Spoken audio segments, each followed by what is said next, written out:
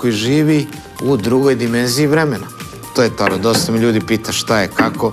Međutim, niko još nije dao tačan odgovor, ali stoji, lepo piše za sve objašnjenje. Za sve objašnjenje. Dosta ljudi pita kako je, odakle, gde je nastao i to, šta ja znam, nije to toliko zanimljivo da bi sad o tome pričali. To niti je bitno, niti to nekog zanima. Ja nikad ne volim nešto da pričam jer znam da to ljude ne zanima. Uglavnom, ljudi dođu pa pričaju o sebi, kako je on ovo, kako je on nahranio kuće, kako je ovo, kako to ljude ne zanima. Tako da ne volim da zamaram moje gledaoce. Znači, samo pričam stvari koje su od suštinske važnosti za čovečanstvo.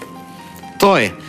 Znači, možemo vidjeti za sudske sporove i da vidimo da li vas partner vara ili ne. Ako vas vara, prekidajte vezu. Ako vas ne vara, ne prekidajte vezu.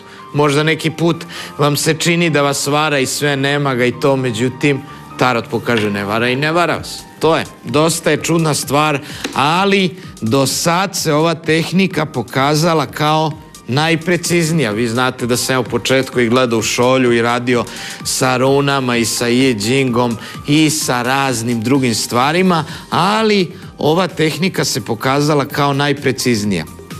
Dosta tu ima pitanja kako to može da se vidi za 2 sekunde, kako ovo lepo može da se vidi. Pre sam ja gledao po 5 sati u pretprošlom životu, pa se to smanjivalo i kako vreme ide, kako industrijska revolucija napreduje, tako napreduje i tarot revolucija. Tako da, što mi je pre 130 godina trebalo, znači u 19. veku, što mi je trebalo 5 sati, sad mi treba 2 sekunde.